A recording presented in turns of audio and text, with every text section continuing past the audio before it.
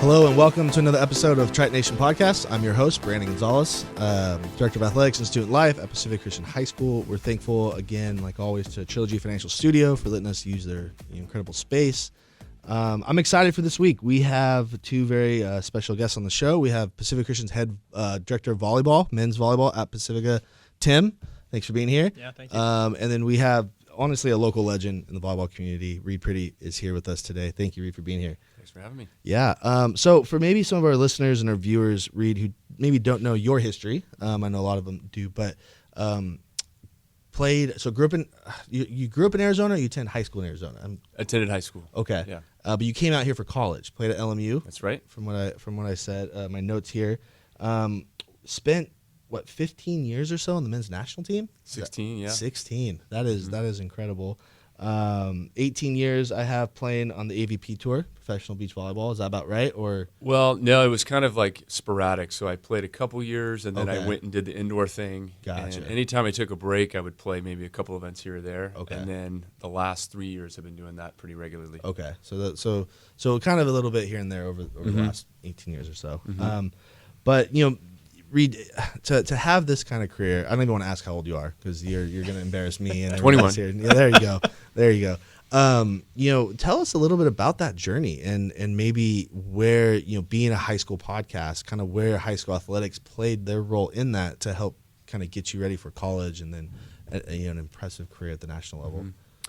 Well, yeah, so there was never a master plan. I swam when I was younger. I played soccer for like 11 years. Oh, really? I was never on the best teams. Always seemed to be sort of the outlier teams. And we moved around a ton when I was a kid. So my dad was a professional musician who became a worship leader, who went to seminary to become a pastor, and then became a pastor. So each of those like career shifts was a cross-country move. So we went Virginia, San Diego, Florida, Phoenix. Okay. And so when we were at Florida my last year, I was going from 8th to 9th grade, and it was hot and sticky there. And the culture in high school was to take PE during summer because let's get that requirement out so we're not sweaty and disgusting at school.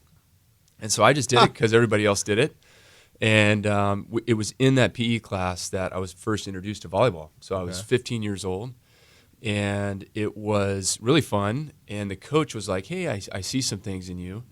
You should come try out. And it was kind of the first thing I did that I remember that was sort of outside the box. None of my friends were doing it. And I just went and tried out, and I made it. At 15. So you started your volleyball at 15. At 15, Okay. yep. So It's all never those too late. Mark, kids, it's never too late. Producer over there, Mark.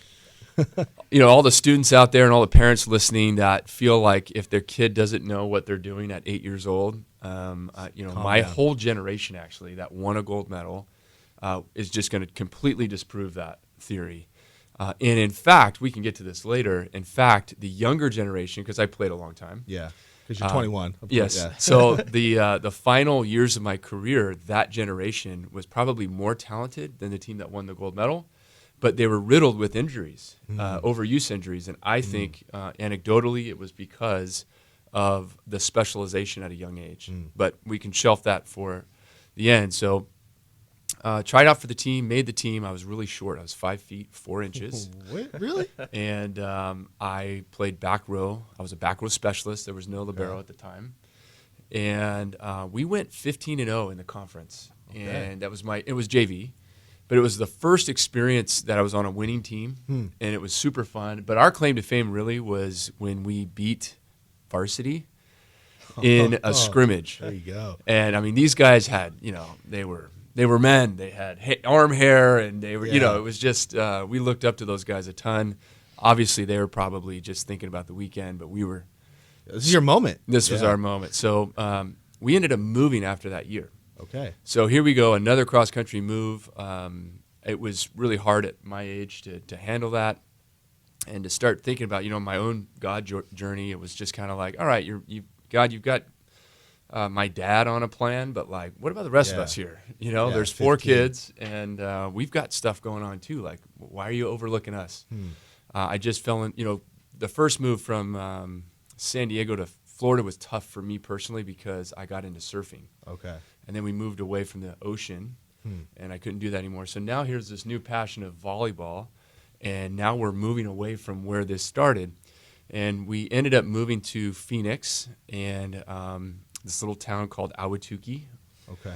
And a new high school was just built that just happened to have a men's volleyball team. So, I'm really hyper-speeding the story here, but there was a lot of suspense of just like, are we just going to have to move on? And it just so happened that we went to, by no design of ours, that we went to the high school that had the best volleyball coach. And it was the first year boys volleyball was sanctioned in Arizona. Really? The very first year. The first year they had a state championship. That's awesome. So I was able to kind of go for my passion. I played varsity soccer that year, had a coach that just made it miserable. And my father was huge on you stick to your commitments. Yeah, yeah. And this was the first time ever in my life that he said, if you want to walk away, like, I'm good, because his coach was just such a knucklehead. Jeez. And I ended up making it through the year of soccer, and then at that point just went all in on volleyball. And it was just a passion led to obsession. So nobody was telling me. My parents were definitely trying to get me to play basketball and other sports, and I was just like, every moment I had, I wanted to play volleyball. So it was grass, if it was rug, if it was sand, if it was hard court. And then the quest became, I want to play in Division I California, because that's where things were at. And eventually got recruited to a few schools. I was, again, outside the lines of sort of the main pod of players that they were looking at. And I was verbally committed to go to USC as a setter. Okay. And it's a funny part of the story. So they've visited my house. They've offered me theoretical terms of some financial aid, which I needed. We didn't have much money. And turns out, like, right before they were going to come and have us sign, they called and just said, hey, we're going to look at this other player from Europe and see if he can pass the SATs. He just came on our radar. And they ended up going with that player who was Donald Sujo, who became my teammate in the Olympics of 2004. He was an Albanian citizen that became an American citizen. And I was devastated, but the coach of USC's brother was the coach of Loyola Marymount. LMU, okay. He found out that I was on the available market again, yeah. And within 2 weeks of me going there, he was like, by the way, we have two setters. You're going to be an outside hitter. So I didn't even hit as an outside hitter. Or actually, I should say I hit, but I didn't pass. Yeah. And that was kind of where it all started. Okay. Man. And then from there, obviously, incredible career there, kind of propelled you to the Olympics a little bit. And Tim, maybe you can talk a little bit into this on kind of the role maybe coaches played through your journey on that one. Tim being our head coach, and I know you're passionate about your boys and you have them in there working, and I'm excited for your season to actually happen, which is great. But, Tim, I know you had some thoughts on that. Yeah, absolutely. I mean, we're so excited to be able to start competing soon, and we've had just the goofiest year ever, longest off season we've ever had, but we're having our first game coming up here on Friday. And I think, Reid, you have such an incredible journey as an athlete. Your high school story is amazing. It's so fun. But even once we got into the Olympics, your Olympic journey is just so incredible, seeing how you became just the absolute dominant player that you became.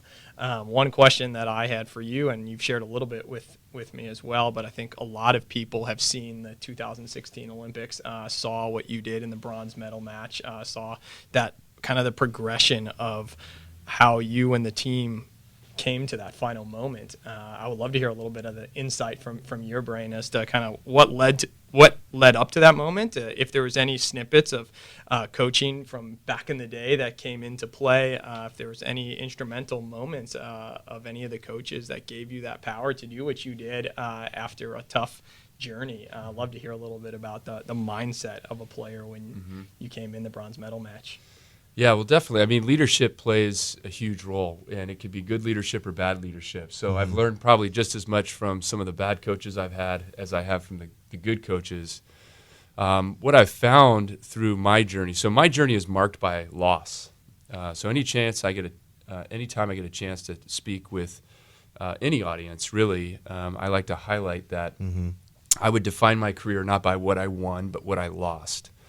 And what I mean by that is that it was in those moments of devastation that I had to make an internal shift. Like the catalytic change that had to happen in my own life happened in those moments that made the wins possible.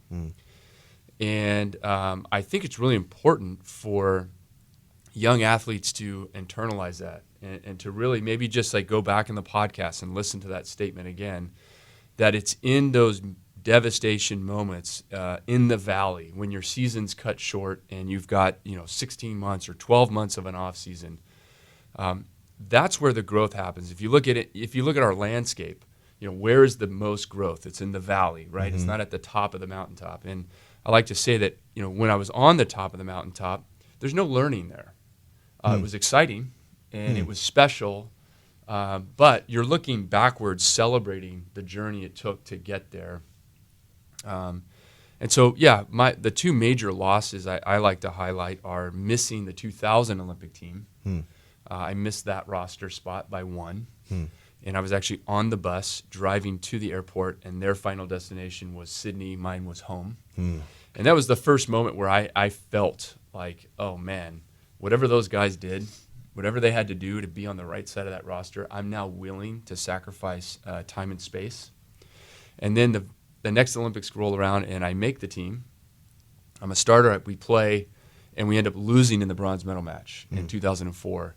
And it was at that moment where I was ready to push all my chips in. So if the first loss created space for me to say, like, I'm ready to sacrifice time and space, and what that meant in my life was move away from all of my friends and family, live in Colorado Springs, which I had no roots, and commit to training. And at that time, it was really hard. My friends were playing on the AVP Tour. Their life seemed glamorous. They had these big social groups, all these fun outings. They were traveling the country, playing on this pro tour. And I was schlepping, ice buckets, in Austria, or living in isolation in Korea, all these different things. But I felt what that loss felt like, and I had already made the decision to leverage time and space. But when we lost the bronze medal in 2004, it was the first moment where I recognized that I was carrying a sense of entitlement, like deep entitlement, not the entitlement of just like like whining, crying. But I did go to the Olympic Games. We did the impossible, and we beat Greece in Greece in the quarterfinal match. It's on YouTube, actually. They were up 2-1, and they were winning 21-12 in the fourth set. So they were, cue Greek music. They were all dancing. They were totally celebrating. It was over. And Donnie Sujo gets subbed in, the same guy that takes my spot at USC, comes in off the bench and sparks our team. We end up winning that set and then win the fifth set, 16-14. It was like the biggest comeback of all time. So going back to the Olympic Village that night, like I really sensed that like this is our moment. Like it's happening. We're living out our Olympic dream. Now I can just embrace it and enjoy it.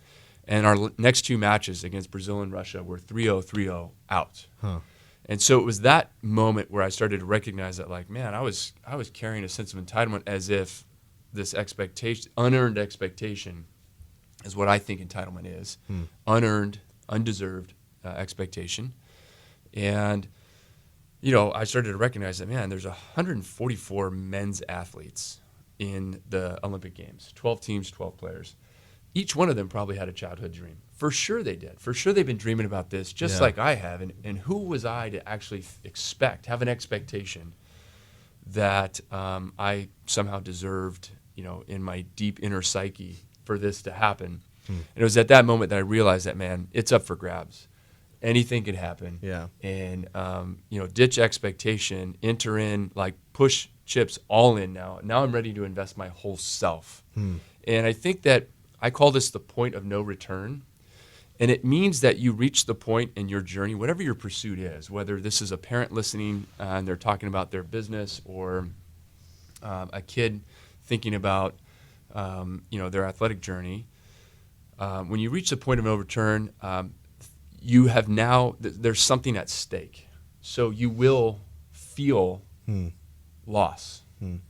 So once you reach the point of no return, I remember we reached this in our startup company in Sand not long ago, well, maybe a year and a half ago. And it's the point at which you realize that if this doesn't work, like, I will get hurt. It's not going to be devastating. I'm not going to die. But we've pushed our chips in enough to know that, like, we've passed the point of no return. We're not testing the waters. We're not just going to see if it works out. Like, we're all in. Yeah. And we're going to have to learn and figure it out, or else we will get hurt. And I think that's such an important, if we want to reach and know the outer limits of our abilities, that's where we need to get to. But to hyperspeed to, so I play on the team for 14 years as a starter.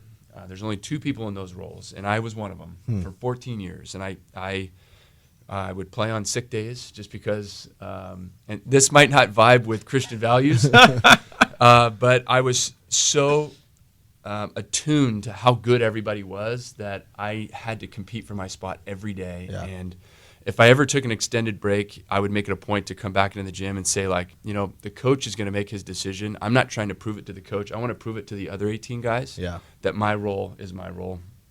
That was my mindset. And so by year 14, there's a whole new crop of guys in the gym, and I'm trying to figure out where do I fit with this group. And we had a match in Bulgaria, actually 2 matches in Bulgaria. And the first night I was struggling with, should I retire? Like, am I done? Like, I just don't know where I fit with this group. And we go out there and we end up winning a really tough 5-set match where we were down 0-2. Mm-hmm. And in that span of time, I recognized where my role was now with this group, and I caught total vision of what the next 2 years, because 2016 was the next games. My role needed to be, or could be, I lead this team almost from the back, of like, okay, I'm not going to be the stat leader. You're not going to see my contributions on the stat sheet, but they need a glue man, somebody that's been there, done that. I've been to the dance and I've gotten hurt, whatever it might be. And I knew that I could fulfill that role, and I was inspired to do so. And it was the very next night that I tore my ACL. Mm. And so, but with that vision and that layoff that you were referring to, it was a 2-year journey to get back to the Olympic Games. I'm playing the best volleyball of my career at 39 years old with 2 bum knees. And he meant 21, by the way. And it was because of that uphill grind that I actually learned new shots. So I now had new shots that I didn't have when I was just a, hang and bang, avoid the block guy. Like, I had to produce when the block was up there now. Instead of me going over it, now I'm looking up and trying to find all these new creative ways to score. Yeah. And all of a sudden I'm just like, why haven't I been doing this from the beginning? So once my body gets back in shape, I now have all these new tools to use. But the coach is basically like, hey, we won the World Cup and qualified for the Olympics when you were still rehabbing. We're good. I almost felt like a glorified mascot. Because he was in video, hey, watch Reid do this, watch Reid do that. But when it came to game time, my number wasn't being called. So it was a really humbling experience. One thing to get back into my own body, and the next thing to just have all my pride just emptied. Yeah. Because I felt there was moments where I had to get through that embarrassment of just how do I contribute if I don't touch the ball? How do I still provide the leadership that I know that I can bring without being overbearing or making it about me? How do I just support these guys that are trying to do this really hard thing? And it was all the way up until, the semifinal where I sort of embraced that role, and we ended up losing that match, which I think we could have won. But we didn't, and I was overcome by bitterness because I didn't get a chance to play. And I felt like, man, the kitchen sink should have been on the court. This was our moment. We should have thrown everything out there. We didn't, and so the next 24 hours were really a test. My family, my friends really stood in the gap for me. I'm texting them you guys got to be praying for me because I don't want to finish my final day of volleyball in this career with any bitterness. Yeah. They were able to... I was able to make a shift. It took some time, but the night before the bronze medal game, because we only have 24 hours to recoup, basically, or 48 hours, I should say. So the first 24 hours was bad. Then I'm journaling, trying to recognize, Lord, was this a waste? These last 2 years, I mean, like my family, my wife, my kids, everyone is sacrificed for this, and I've hardly played. Like, I don't see the impact. I don't see the results of all the sacrifice. And it was at that moment that, like, I was overcome by gratitude, recognizing that we actually have a new daughter because of the knee injury. We wouldn't have had, like, we miscarried before it happened, and it would have been very difficult with the competitive calendar to think about trying again. Yeah. We were able to have our daughter. We had these amazing experiences in those 2 years. In those 2 years is when I met Ben. Oh, really? And we were a part of Ben Robertson. We were part of the same life group, which was very formative for me at the time. We actually got off of the, like, globe-trotting, like, no connection to people, to, like, community. So all of this gratitude. So I was really starting to recognize that, like, wow.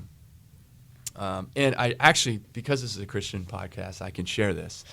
2 weeks after my injury, I was in church here in Huntington Beach, and my family was in town, and we had now images of a torn ACL, and it was pre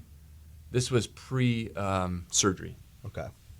And so we're in there in a worship service, and my injury was widely distributed. It was live worldwide. So millions of people saw my injury. Now I have an image, an MRI, that shows that the ligament tore off the bone. And so I was sitting there just thinking about, like, I was trying to size up the situation in my mind. And it occurred to me that, like, wow, like, God, I think your plan and my plan might have alignment here. Because if you heal me, it's going to look great for you, and I'm going to keep going with what I'm doing. This makes total sense because, Lord, we just got vision of what Reid needs to do over the next 2 years. Like, we got our work cut out for us. We got a gold medal to win. And Awesome. And so I was almost, like, overcome or inspired. My heart was, like, just extra faith, something that was a little bit out of the ordinary of my normal experience. Not the typical, Lord, if it's your will, would you please heal me? Yeah. Like, just like this extra sense of faith of, like, I actually think that if I pray this prayer, he's actually going to do it. So I was like, Lord, would you heal my knee? And in this, like, audible voice, I hear the miracle that I'm going to do will be far greater. And it was just like, whoa. Okay, I didn't expect that. Wrote it down in my journal. Had no idea what that meant. So it was 2 years later that I'm in Rio, in this pit of despair, trying to fight off bitterness, where I'm starting to recognize the far greater miracle. That had he just healed my knee then, like, I would have been the same person.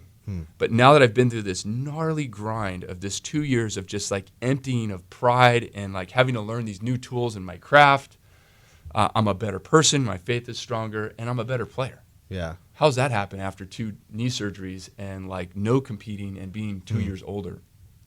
And so that's when the gratitude just filled my heart, and I was able to go into that day with complete peace. And I felt like I was almost seeing, like, a different hue. Yeah. And I was more present than I've ever been in my athletic career. So it was almost like I was just, I wasn't thinking about the next point. I was not thinking about, like, whether I played, didn't play, won, lost. It didn't matter. I was just embracing the moment. And, quickly within the first set, my number gets called. And so it was in that space that I was actually able to play to the best of my ability. And I was able to enjoy the moment. We were down 0-2 early in that match, and I just kept yelling to the guys, like, how long can we stay out here? Let's just see how long we could make this game, because that meant that we were winning. Yeah. And we ended up winning the bronze medal. Yeah, so that was amazing. A long way to try to get all the main points into that question. It's an awesome story. And it's important, too, for our kids who, we have a basketball player who just went down with an ACL. He's a senior. Senior career, right? He's been playing 4 years, just happened. And it's like, I appreciate your story in the sense of, let's look back and what can we have gratitude for? Like, what are the lessons I've learned through this journey, and what is God going to do moving forward with this? Because it doesn't end there. We don't know what's next. We may not always like it right away, but it doesn't end there. And, he really kind of has that mapped out for us. So I kind of appreciate that and your journey to how you kind of came to like this piece. Did you retire after that Olympic? Yeah, that was my last game. That was your last game. That you got, it sounds like that little piece you were looking for on finishing your career. Tell me a little bit about kind of I know, Tim, we were kind of getting down that route, the impact like your coaches had on you as a player. Maybe a thing a good coach did. We don't really throw out any names or anything, but I think high school, specifically athletics, kind of maybe your soccer experience, these coaches have such an important role in developing these kids for whatever the Lord has planned for them. And where does a coach play that part? Tim is a high school coach. Where does he play in that? You've been coached by incredible individuals. Where have they played in forming you as a person? Yeah, I mean, it's an amazing opportunity to shape culture. Yeah. And we do it one person at a time. And I think the first thing that I have noticed about leadership is you can't lead well if you don't lead yourself well. And so the coaches that have really made the biggest impact were not just like talking the talk, as we say, but there was a self-leadership involved in their own life where they were the right guide. They had empathy and authority. So they could understand where we were at in our development process and speak into that. But they had the authority because they had gone through their journey and won. And not just win in an athletic sense, but overcome their own life to lead themselves well. So I think self-leadership is the first step. I really like the support challenge matrix as like a great starting place to say that I believe the best leaders are the ones who are high support, high challenge. If we could go through all quadrants, but elaborate on just maybe those two. So the top right corner where you're high support, high challenge, I'm gonna be there, and first of all, I'm gonna call you up. I'm gonna see the potential that you might not see in you. I'm gonna call you up to it, but I'm gonna be right there every step of the way to give you everything that you need to reach your full potential. So it's one thing to call you up and to not support you. It's another thing to just fully support you but not call you up. And so there's tough moments in the call-up opportunity, but then being right there, and even in our in-sand classes, somebody that's not an athlete, not competing, I mean, we're utilizing that same environment. We're trying to create this high support, high challenge, because I think we're most inspired as humans when that happens. And I call it the circle of perceived possibility. So we have, if we were in the sand, I would draw a circle around, I would draw a circle around each one of us. And I don't know how big your circle is or your circle is, but we all have this perception of what's possible. And I think our goal as humans, I'm compelled, I wake up every day, my personal why is to push my own circle. Like that's what inspires me. That's what gets me out of bed, is to try to recognize where could I keep pushing my own personal boundaries. And what I've noticed is that's a team sport. So life, as we could say, is a team sport. It's very difficult for an individual to practice pushing themselves. But we're in the context of a team, and we have leaders and coaches and other teammates. We're able to be pulled and pushed outside of our own comfort zone and our own perception of possibility. And then we start to perceive that, like, wow, I actually am able to get that ball, or to stand up in front of the group and say these things, or to do all these different things. And it wasn't until I was outside the context of a team that I recognized that really team is the X factor. So if you would have asked me in those 16 years, like, wow, Reid, you've been around for a long time.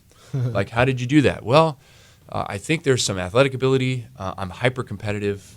I am compelled to solve problems, and right now my problem is, how do I win the next game? And but once I got out of the team context, it was because I was in the team. Like, that's how I stayed engaged so long, because I woke up lots of mornings not wanting to go to practice. But I had to. It was my job. And once I got there, I was not motivated to work hard. But when I got there, like, Brandon and Tim, they were going for it. So it was like I couldn't just not go for it because they were going for it. And so I just think that within sports, it is an opportunity for us to really shape culture. Yeah. And, the bad leaders are the ones that, first of all, have no following. If you have a hard time wrangling your team, I think a great place to start is to look at yourself. Yeah. And just be like, why aren't they following me? Well, am I leading myself well?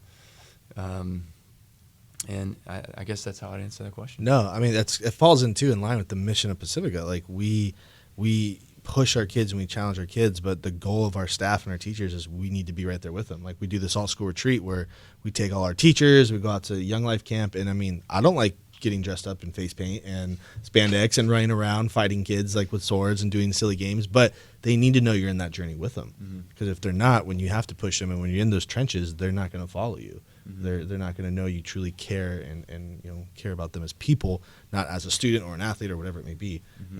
They're human.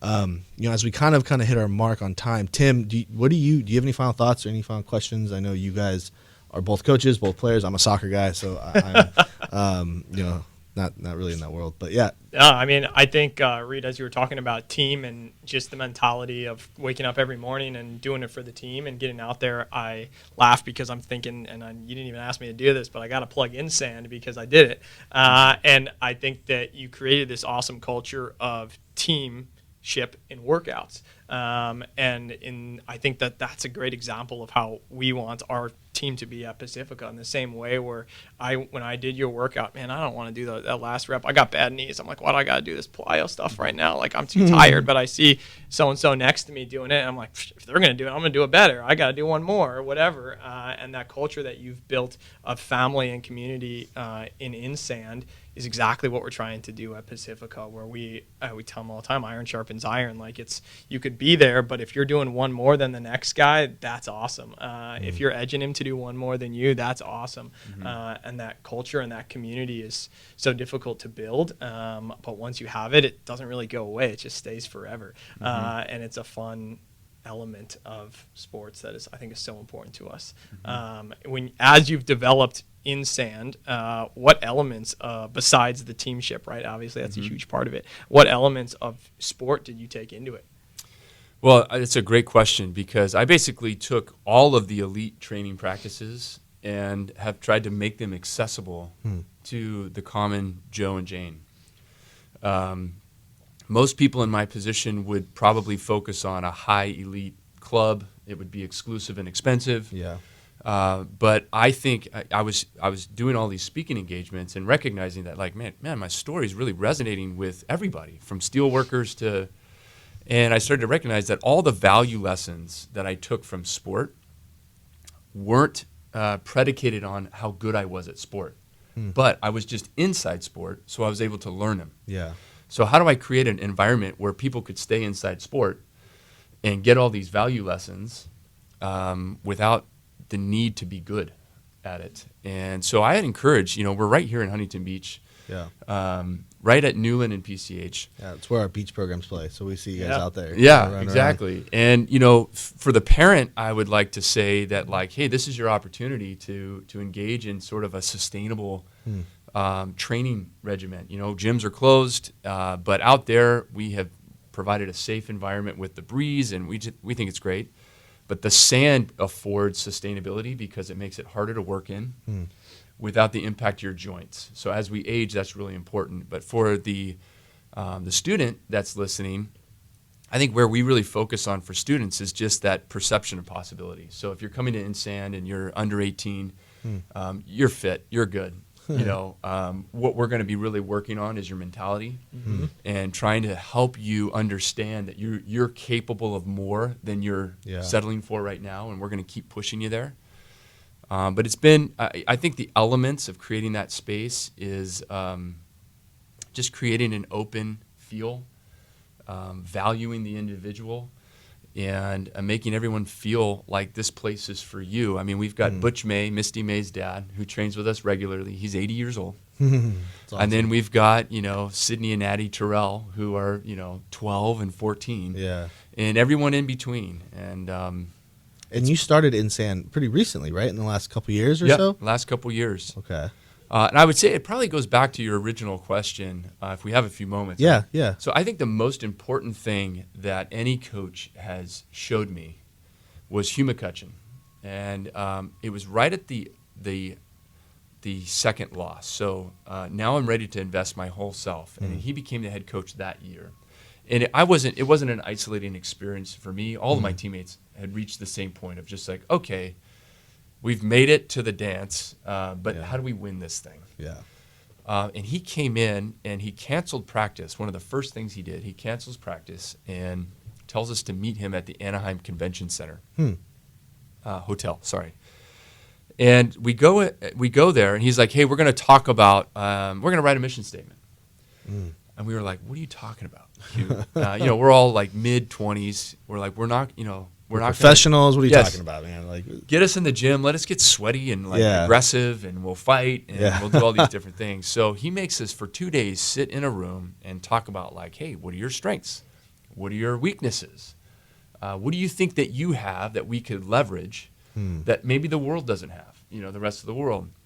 And so we go through this whole exercise, kicking and screaming, totally making fun of him. He had thick skin, thankfully. And we come out with this mission statement. And this mission statement reads, we are going to win the 2008 Olympic Games in Beijing. And the way that we're going to do this is that we're going to become students of the game. We're going to work tirelessly with mind and body. We're going to be great teammates. We're going to be fierce competitors. And we're going to do this in such a way that we bring honor and respect to our country, to ourselves and our country.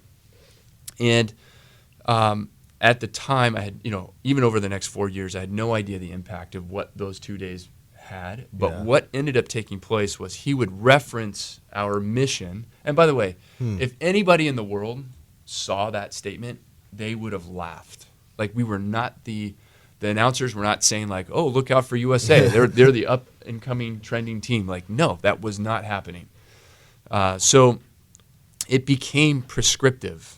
Like this statement became prescriptive. It aligned us all towards one goal. And every day we would start at the whiteboard and end at the whiteboard. And he would reference it at both points. And at the end of the practice, he would basically say like, hey, we're here to do this thing. Yeah. So let's go do it. And at the end of practice, it would be like, did we take a step? Yeah. We're not looking for a big step. We're looking for these 1% gains, incremental growth. And I could remember, I think there was like 2 throwaway practices in 4 years. The team that won bronze, nothing against them or us. I was a part of it.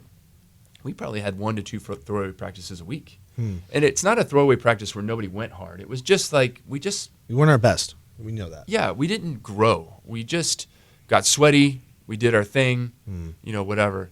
But that team in 2, so we literally got the most out of it. And so all to say that we ended up winning bronze under tremendous distress. I don't know if you guys remember, but Hugh's family was attacked by a terrorist. Oh, wow. The day before the Olympic ceremonies. So we're without our coach. It was a tragic event where our coach's wife's parents were attacked in Tiananmen Square. The father was killed. Oh, wow. The mother was stabbed so many times that she had like incredibly 40 plus surgeries. It was terrible. And we were without our coach for the entire preliminary rounds. And we had to just like stay the course. And we get out of the preliminary rounds into the medal matches. He returns, and we ended up barely winning the quarterfinals. In the 5th set, barely winning the semifinals, and then we took care of business in the gold. And a lot of people like 2008. 2008. Okay. A lot of people try to make it about that moment, but it was really in spite of it. It would be dishonoring to them to say that like, oh, it would be dishonoring to our coach really to say that we won because of that. It was in spite of. It was him taking you 2 years earlier into a room and saying, "Who are we? Who are we, and how are we going to go about it. And it's encouraging because you're right, coaches. We girls soccer at the high school level, not the national level, right? But we have core covenants, and it's like working hard and it's easy to hold a kid accountable, easy to hold any teammate accountable if you have it. And I know you have some similar things with your boys' team. Yeah. But thank you, Reid. Sorry for being here. Tim, thank you. Yeah. I thank you to our listeners and our followers.